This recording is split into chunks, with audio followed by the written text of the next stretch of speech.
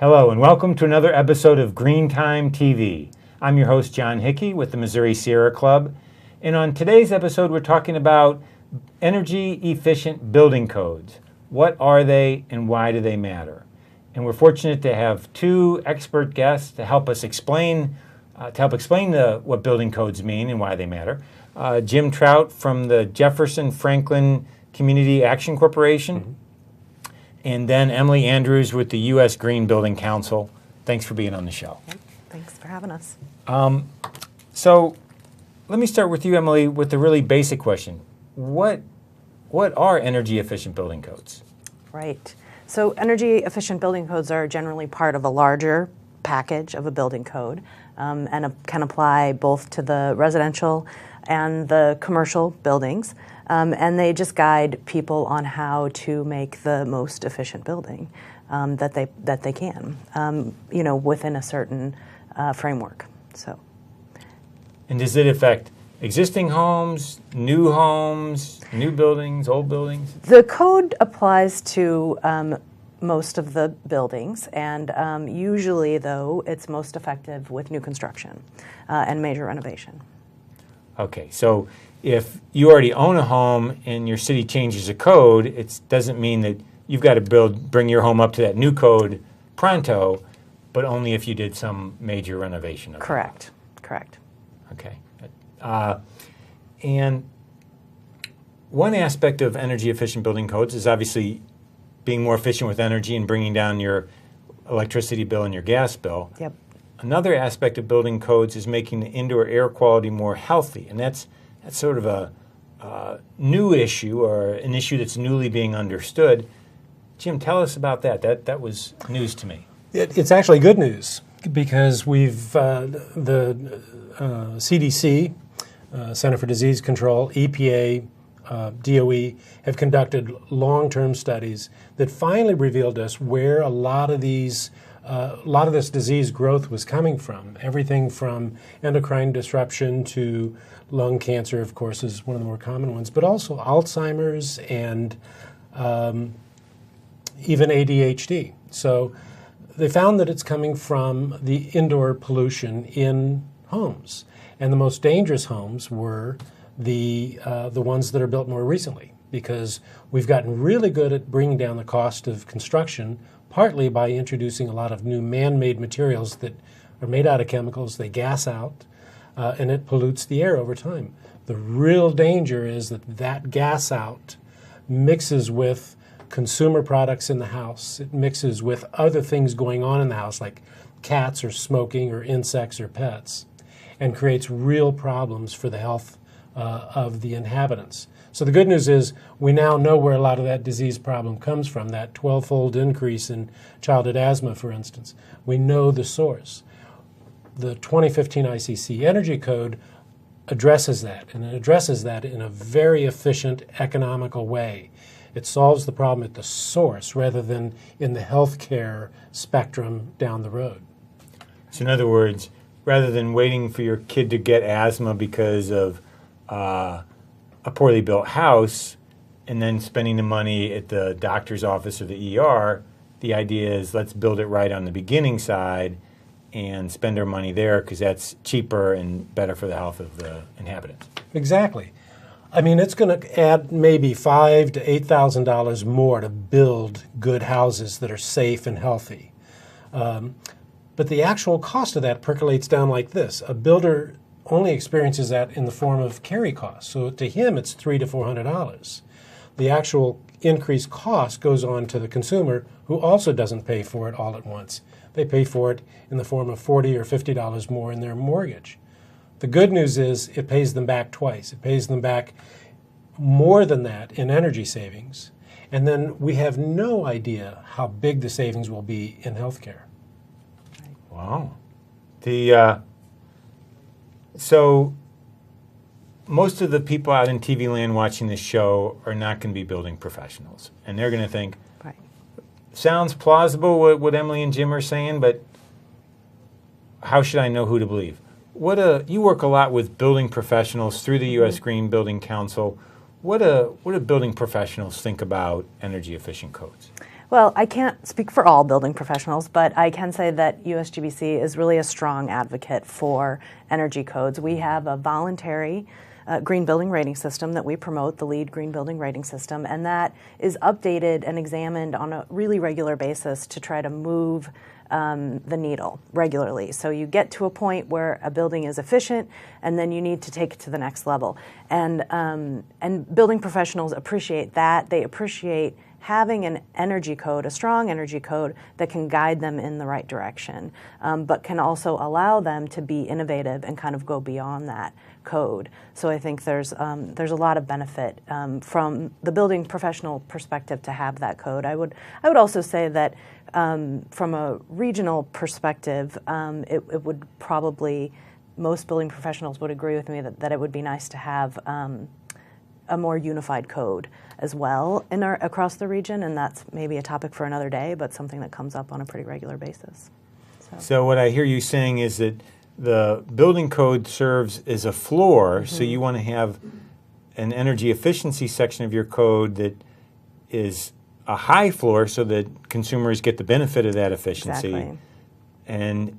But there's also the ability to go above and beyond that with things like LEED certified buildings that are even more efficient. So Correct, the code doesn't put a ceiling on people's ability to be even greener. There's no problem going better than code. Yeah, there's always the opportunity, to be better than code, I think, until we get to a point where every building is net zero with the most perfect air quality and, natural materials. We have opportunity to improve. So, yeah. You asked for market proof, and really there is considerable market proof. I mean, we have, for instance, home builders in different parts of the country who are supporting this. We have custom builders, especially, by the way. We have in the state of Missouri, Medicaid has stepped up and now reimburses for indoor environmental assessments because they know they can reduce healthcare costs by having the indoor pollution checked at patients' homes. Imagine us not having to worry about that expense if we were actually taking care of it at a much lower cost at the beginning when the house is first built. So Medicaid is saying it's better to spend money on the front end solving indoor air pollution issues rather than paying again and again where that patient gets sick, gets treated, goes back to the bad indoor air quality, gets sick again, and goes back and forth.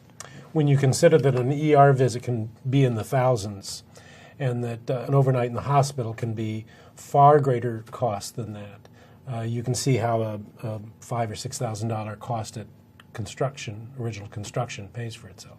Yeah, and it's interesting that it's the new materials that are making newer houses having worse indoor air quality, because that would be the opposite of my just sort of common sense thought. It caught everybody off guard. But that makes sense because you're going to have these synthetic carpets, drywall, who knows what? Adhesives and sealants and all kinds of things. Yeah. Wow. Yeah. So along the point of what you were saying, Emily, I thought another very interesting evidence of the power of energy-efficient buildings is in St. Louis, as I understand it, Habitat for Humanity builds all their new homes for their low-income customers to a LEED certification level. That's true, yeah, at the platinum level, in fact. And they've been doing that for many years, probably close to 10 years, I would say. And they see the benefit, again, both from an efficiency standpoint, because then when the owners take ownership of those homes, they're often first-time home owners, and they see a much lower energy bills than they did maybe when they were renting in maybe even a smaller place. And then additionally, they build their homes with indoor air quality in mind and the health of the owner, because many of them have asthma, so they're not putting carpet in any of their homes in order to keep that kind of dust down and some of those other things. Okay. Okay, well, I hope you're enjoying this discussion as much as I am. We're going to take a short break and see a video about another kind of clean energy job, and then we'll be back to the show. Take it away. I am Jessica Kilroy, and I climb wind turbines for a living. I remember sitting around a campfire with a bunch of friends, and we had decided that we need to make a living. And we were drawing pictures of different options, and I remember drawing a wind turbine. Yeah, and we were like, there has to be a job where people climb them. My father was a Forest Service employee for 35 years and taught me and my siblings all about conservation, why it's important, and it stuck. When I was 4, I started climbing. My father taught me how to climb when I was 4 years old. My skills are very specialized. I have a lot of rock climbing skills, as well as no fear of heights, as well as construction background. So it was a perfect fit. But being up high like that is, it's something that you grow accustomed to. It's not something that just comes, the second you're up there. The very first time I was on a tower, I was just blown away. I kind of lost my breath. I'm up there, and it's not a stable environment. You're not staying still. It moves. It's flexible. Wind turbines have to be flexible, just like a bridge, because high winds can break a structure if it's not flexible. In high wind areas, there's also a lot of weather that comes through that can be very quick. Wind pattern can come through, and within seconds, lightning can come through. And just be right on top of the turbine. One of the best ways to mitigate that is just by constantly being aware. It's really important to me to be working in clean energy. As an outdoors woman and a climber, I've seen the change happening to our environment, and I think that the only way forward is a sustainable way.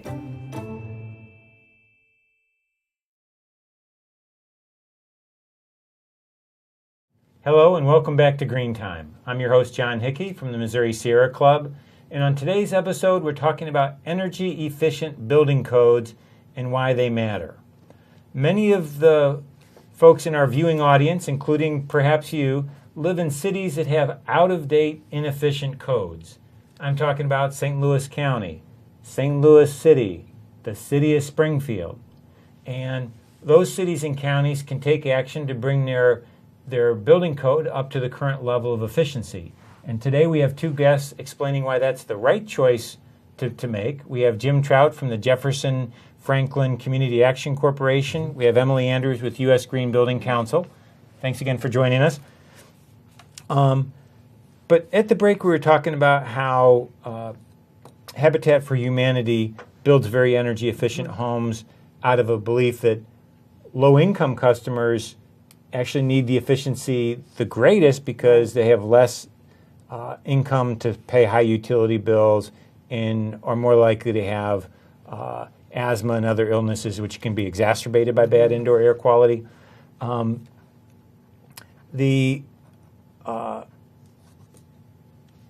Another aspect of that is particularly high impact for low-income customers is losing your house due to foreclosure. And I'm not sure if this is something you've seen, Emily or James, but the Institute for Market Transformation did a report that showed that houses built to a low energy standard were more likely to face foreclosure than houses built to a higher energy standard, because those customers who had efficient homes weren't wasting their money on utility bills, so were more likely to be able to continue to pay their house note. Does that surprise you, or does that make sense? Not at all. I manage a weatherization program, so we actually go in and look for ways for low-income households to save money on their utilities. We make recommendations. Sometimes we can help get some of that work done. What we find is that in the homes that are built to the weakest standards, a lot of those families cannot afford to stay on top of the maintenance issues created by those inefficiencies, because when you have houses that require a higher utility bill, people cut back on their utility bill by not using that air conditioner much, not using their heat as much. So the house starts to go out of balance, and you have freeze-thaw cycles, you have pipes that start leaking, you have mold that starts growing, you have a damper house in the summertime. All of these things also then, in turn, cause health problems. So that cost keeps compounding, especially in low-income houses, especially in houses that are built to a lower level. And that will be exacerbated too as we see higher temperatures with climate change. I know my grandma was in a brick house, little brick bungalow in the city of St. Louis, and had a heat stroke when she turned off the air conditioner, and her house heated up, and she had a heat stroke and practically died. And I know there's a lot of research that shows that the number of heat deaths in St. Louis and Kansas City, Springfield is going to go up as we see the temperatures going up. So that's another way that well-built houses and good energy codes can make a real public health impact. Yeah, in addition to that, I mean, the buildings use a significant amount of natural resources, right? So we're looking at the buildings in the United States consuming about 50% of all of our energy and representing about 45% of our greenhouse gas emissions. So if we can lower that, if we can use less energy, then we're emitting less greenhouse gases, and that also has an effect on climate issues and can help to mitigate that. So you're it's like two birds with one stone, You're making the homes better for the people who live in them, and then you're also making the larger environment better for everyone. Wow. So the image of, I think for many people in TV land, is pollution is all the vehicles on the highway, Sure. But what you're saying is actually the pollution from heating and cooling Right. our buildings and moving water to those buildings is as big of an issue and as big of a problem, Right. but with a solution that's within our reach. Absolutely. This is the best opportunity we have. Buildings are the best opportunity we have to affect climate change in a way that is affordable and within, like you said, within our reach. Yeah. Right. It makes buildings last longer. It makes people live longer. Right. Interesting. So when you see some of these buildings in your work, Jim, that need energy efficient retrofits because that homeowner can't keep up with the payments, does it matter how well the house was built originally in terms of your ability to effectively weatherize that house? Yeah, a lot of the things that we go in and do are things that should have been done when the house was built. We also go in, we find ourselves sometimes working with low-income families that are in newer homes that have been built in the last 30 years. And if we're in a house where there's been a lot of settling in the insulation, or the vapor barrier wasn't done properly, wasn't tested, the ductwork wasn't tested, that's a big deal. Most people don't understand how costly it is when your ductwork itself leaks in unconditioned spaces. It both introduces pollution into the house and allows your utility dollars to go out into space. So in other words, if you've got a furnace in the basement and you run the ductwork through the basement, but you're not living in the basement, you might have a lot of your heating or cooling the space where you're not at. Yeah. I spent, before I got involved in building performance, energy efficiency, and environmental health with buildings, I spent 30 years as a builder.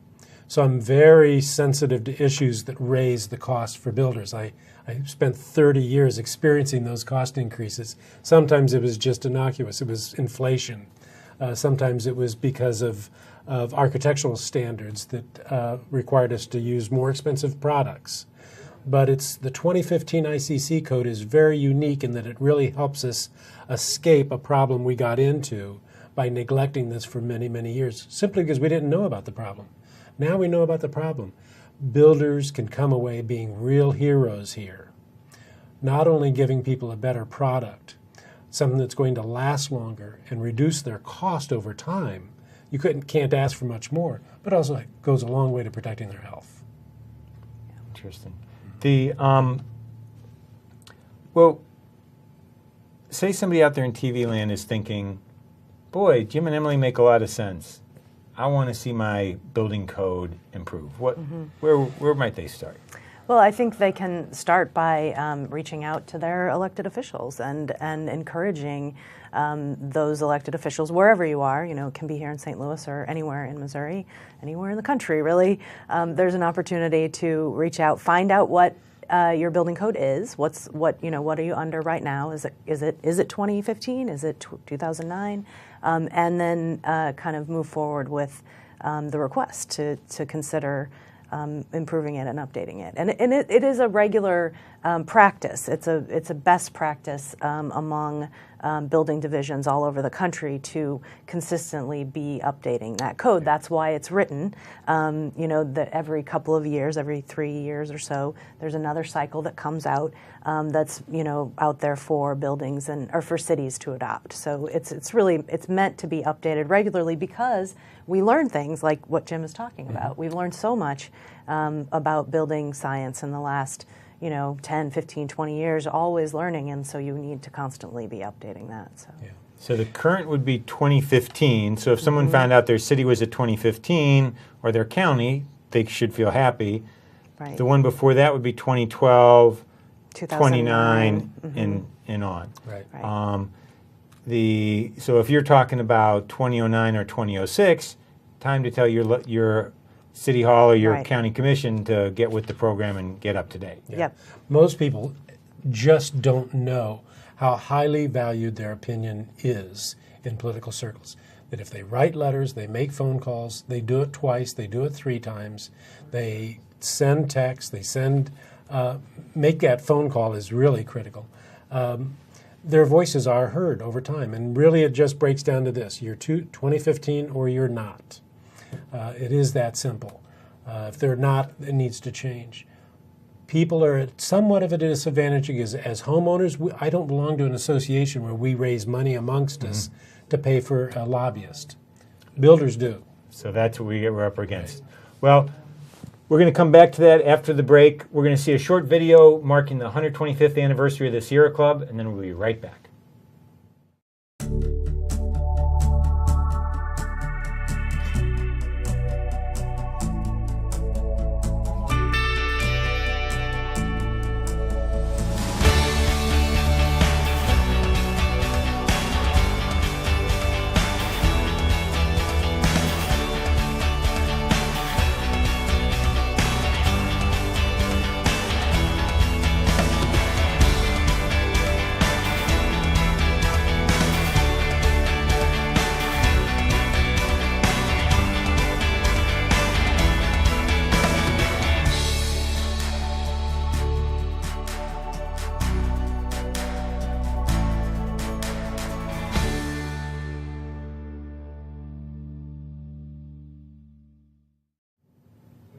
Hello, welcome back to Green Time.